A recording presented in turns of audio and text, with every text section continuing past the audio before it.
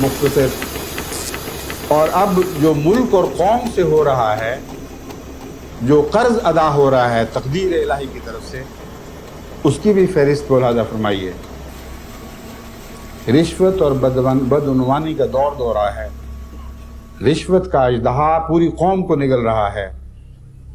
یہ جنگ لندن کی 20 جولائی 91 کی خبر ہے. یہ سارے اخبار اس قسم کی خبروں سے بھرے پڑے ہیں. میں نے صرف نمونتاً ایک دو سرخیاں لی ہیں اور سارے الفاظ دوسروں کے ہیں. میں صرف خبروں میں سے خلاصہ پڑھ کے بعض سرخیاں پڑھ کے سنا رہا ہوں. قرض کا بوجھ 4.5 کھرب سے بڑھ گیا ہے. سرتاج عزیز صاحب وفاقی وزیر خزانہ کا بیان ہے. تعلیم کی یہ حالت ہے. گجرانوالہ بورڈ میں ڈگریوں کی سیل جاری ہے.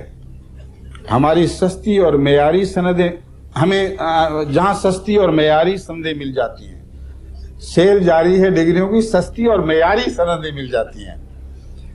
گھی معیاری نہیں ملتا، آٹا معیاری نہیں ملتا، سندیں معیاری ہیں. میٹرک کی سند 2500، ایف اے کی 3500، ایف ایس سی کی 5000 میں مل جاتی ہے. یہ بھی جنگ کی خبر ہے. عورتوں اور بچوں پر ظلم کی جو داستانیں درج ہیں وہ اتنی ہولناک ہیں کہ نہ میں ان کو پڑھنا برداشت کر سکتا تھا، نہ ان کو پیش کرنا میرے بس کی بات ہے. آپ مثلا روزانہ جنگ لاہور 14، 18، 26 فروری، 1 مارچ، 4، 18، 26 مارچ 1992 کا ملاحظہ کر لیں، تب آپ کو پتہ لگے گا میں کیا سمجھانے کی کوشش کر رہا ہوں.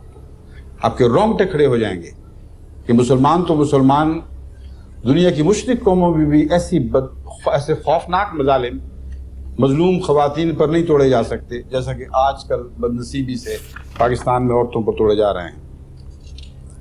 عید الفطر کس طرح منائی جا رہی ہے اس اسلامی مملکت پاکستان میں، جہاں احمدیوں کو اسلام سے نکال کر انہوں نے گند اور ناسور کو باہر نکال پھینکا اور امت مسلمہ ان کے نزدیک پاک و صاف ہو گئی. عید الفطر کی خبر روزنامہ ڈیلی رپورٹ میں یہ شائع ہوئی. عید الفطر کے موقع پر شراب و شباب کی محفلیں، رقاصاؤں پر نوٹوں کی بارش، امیر زادوں کی رنگ لڑیاں ساری رات صبح تک جاری رہیں. یہ عبادت کے رنگ ہیں جن سے کسی کی دل آزاری نہیں ہوتی. رمضان المبارک میں شراب کا بے دریغ استعمال، غیر مسلم پرمٹ پر شراب خرید کر مسلمان شرابیوں کے ہاتھ فروخت کرتے ہیں. اور روزنامہ جنگ کا رپورٹر لکھتا ہے کسی احمدی کے نام پر کوئی پرمٹ نہیں. اگر غلط فہمی یہ پیدا ہو جائے کہ غیر مسلم قرار دیا گیا ہے، شاید ان کا نام استعمال ہوتا ہو، ایک بھی احمدی اپنے آپ کو اس موقع کے لیے استعمال ہونے کی اجازت نہیں دیتا.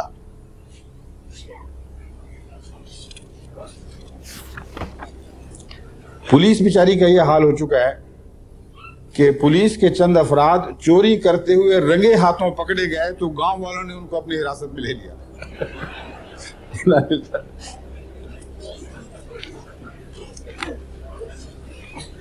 سندھ میں جو ڈاکوؤں کا راج رہا ہے، 17,000 ڈاکوؤں نے پورے صوبے کو یرغمال بنایا ہوا ہے. وہ جنگ لاہور دکھ رہا ہے.